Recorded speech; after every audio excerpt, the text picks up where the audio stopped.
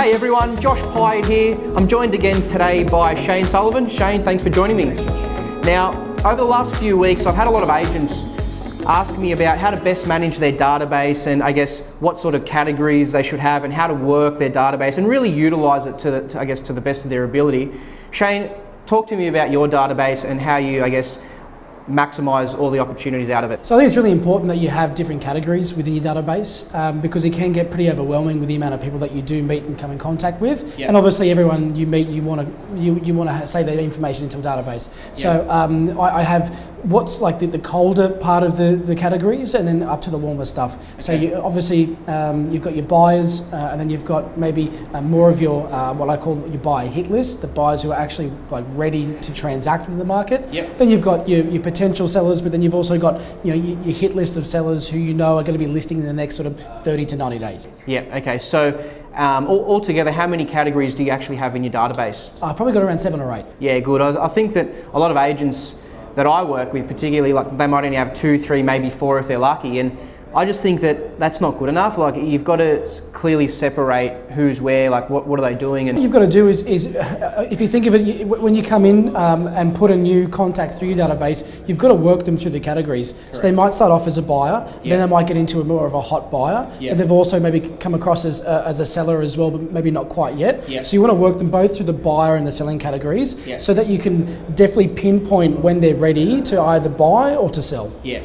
One of the most important categories that I think any agent should have in their database is all of your past clients, so people that you've sold for and that have bought off you. And I know that's something that you're really big on. Just talk to me a little bit about that and I guess how you service all of your past clients. Look, it's definitely important that you do keep in contact with the people who have bought through you and sold through you. Yeah.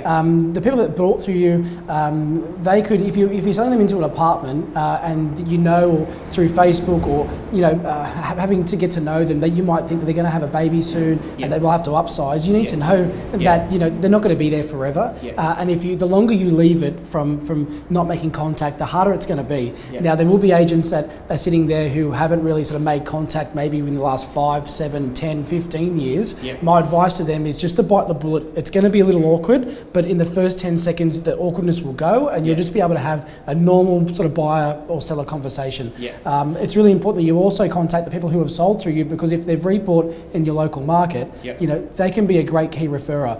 They know firsthand that you did a great job and that they could tell 2 or 3 friends at a dinner party, and the more I guess contact you make with them, the more you're always going to be on their mind. And as you said, I've heard you say before, Josh, that real estate is on everyone's mind. The market's been so hot to trot for a number of years, and it's something that we all have in common. It's really hard for people not to talk about real estate. So if you can back that up with someone sort of, I guess, singing your praises at their dinner parties and at their barbecues, it's going to help benefit you for more business in the future, Josh. Yeah, I think that, 100%. And I mean, past clients are so important that it's so easy to stay on top of people's situations. Like it's literally a 30, 60-second phone call and you ask the right questions and people will always tell you everything that you want to know and hear.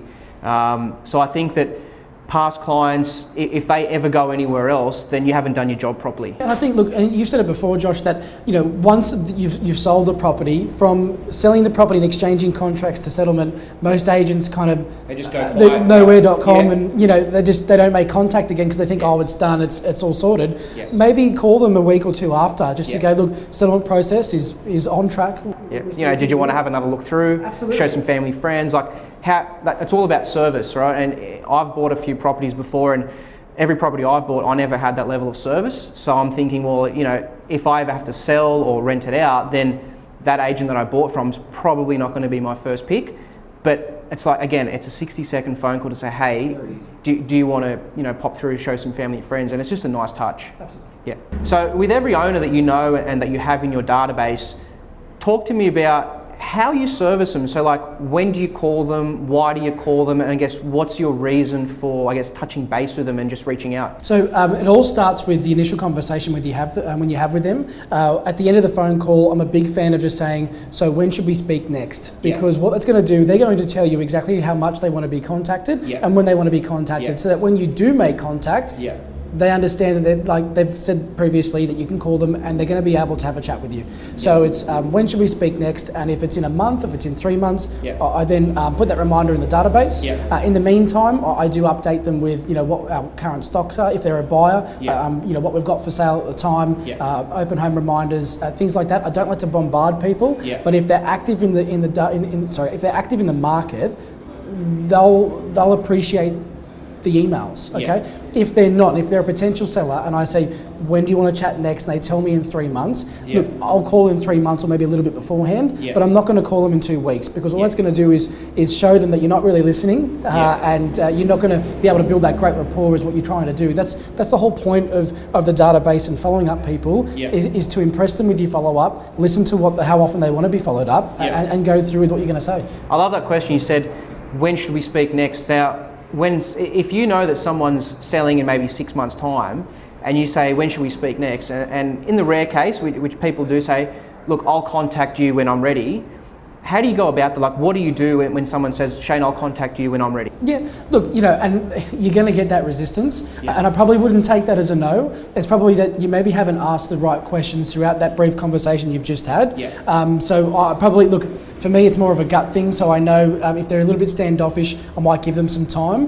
But then I'll probably ask questions of, what do you think might change over the next, 6 to 9 months? Would it help if I was to send through some comparable sales that are comparable to yours that actually sell from now and for the next 6 months? And just to try and create just a reason to contact next. Even if they are resistant, they will probably, you got to push back. So if they resist, you push back a little bit. They probably won't say no to getting updated with sales. Everyone likes to be kept up to date with what their house is worth. So I'd probably use that as a tip to get past that first stage of resistance.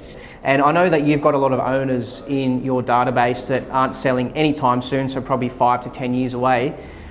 You told me before that you obviously keep in touch with people, with quarterly market reports and touch base calls, but besides those two things to owners in your database that aren't selling anytime soon, what are some other methods that you use, I guess, to build rapport and build relationships? Look, it's definitely, if anything happens in their street, or look, I think of it like a 2-3 street basis. If anything happens directly in their neighbourhood, it's definitely a quick 30-second call. It's Shane from LJ Hooker. We last spoke on this such and such date. Just want to give you a quick call, let you know number 32 in your street's just sold for a huge price at 2.2 million. Quick question, what do you reckon your house is worth now? Something like a really simple question that can get them thinking, okay? Now, if they go, oh, my house is probably worth something similar, did you want me to come down and confirm that? Or you're still thinking of doing something? They may say, no, I'm not. You go, look, that's fine. Just wanted to keep you up to date. Feel free to give me a call if you need anything. Really, really short, sharp conversation that's more of a friendly sort of update than sort of me digging into where are you up to and what are you doing. And just to round out today, I guess give me 1 or 2 really solid pieces of advice to people watching out there, I guess, of in 30 seconds or less, how they should manage their database in a nutshell. Look, it's basically, as I said before, it's asking for permission of when to call next. It's going to help you set up your points of contact, and where and which contact base to put them in. So which category to put them in. So if they say they're happy for you to call them in 3 weeks, hey, they're probably going to be a really serious seller in 3 weeks. So they go in that type of category. If they say I'm probably more about 12 months, okay, then they go in the other category and really start to segment your database, because if it's clean and segmented, you won't feel overwhelmed by all the people. You'll be on track and you'll know when to hit them and at what time. I think that, just to I guess recap all of that, a lot of agents, because they haven't got their database categorized properly and I guess set up properly, then they're not utilising it 100% or as best as they can, which means that a lot of opportunities fall through the cracks. And don't forget,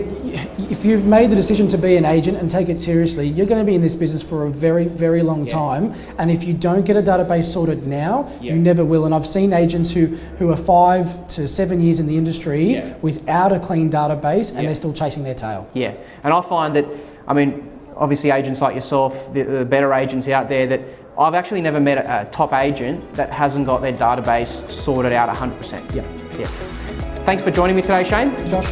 There you go, there's another little insight from Shane on his database. I hope you've taken a couple of tips out of today, and I'll see you again next month.